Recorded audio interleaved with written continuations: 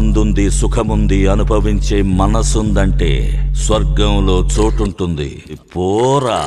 కూలీతో Simon cinematic universe director గా పేరు తెచ్చుకున్న లోకేష్ కనకరాజ్ సౌత్ ఇండియాలో ట్రెండ్ సెట్టింగ్ మూవీ క్రియేటర్ గా పేరు తెచ్చుకున్నాడు.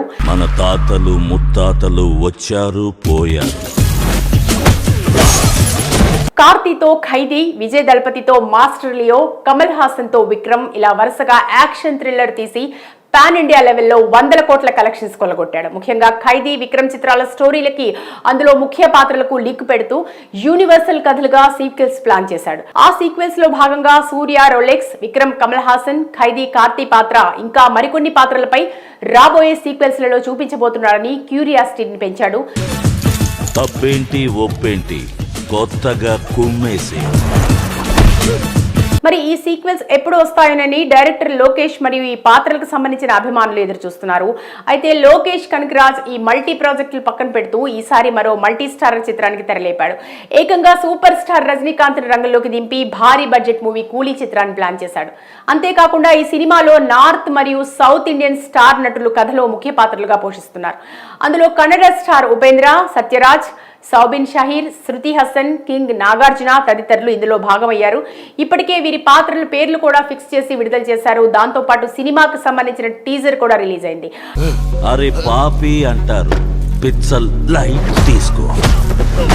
ఈ టీజర్ లో దేవా పాత్రలో హీరో రజనీకాంత్ 74 సంవత్సరాల వయసులో రోలెక్స్ వాచెస్ తో మెస్మరైజ్ చేసే విధంగా ఫైట్ చేయగా ఆ ఫైట్ కు తగ్గట్లు అనిరుద్ధ్ అందించిన బ్యాక్గ్రౌండ్ స్కోర్ నెక్స్ట్ లెవెల్లో ఉంటుంది.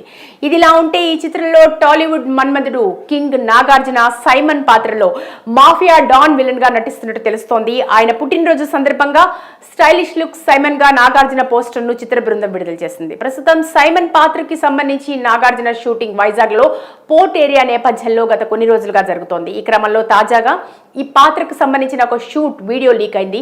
అయితే ఈ వీడియో సోషల్ మీడియాలో అప్లోడ్ చేయగా బాగా వైరల్ అవుతోంది.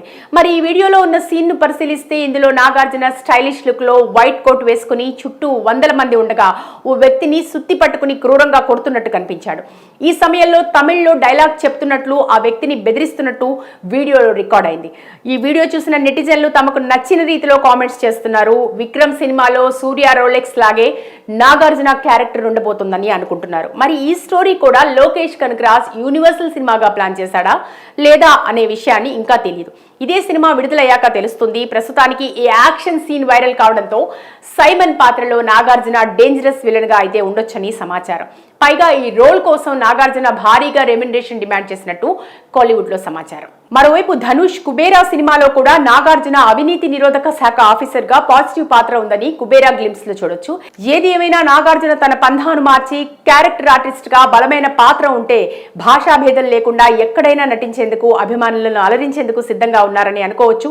ఇక ఈ సినిమాను భారీ బడ్జెట్ తో సన్ పిక్చర్స్ నిర్మిస్తుండగా ఏ దారిలో వెళ్ళినా సుఖాన్ని విడువకు. రజనీకాంత్ ఏకంగా 200 కోట్ల దాకా రెమ్యునరేషన్ తీసుకున్నట్లు తెలుస్తోంది. మరి భారీ ఎక్స్పెక్టేషన్స్ తో వస్తున్న ఈ సినిమా 1000 కోట్ల కలెక్షన్స్ కొల్లగొట్టేందుకు 2025వ సంవత్సరంలో విడుదలయ్యేందుకు రెడీగా ఉందని చెప్పొచ్చు.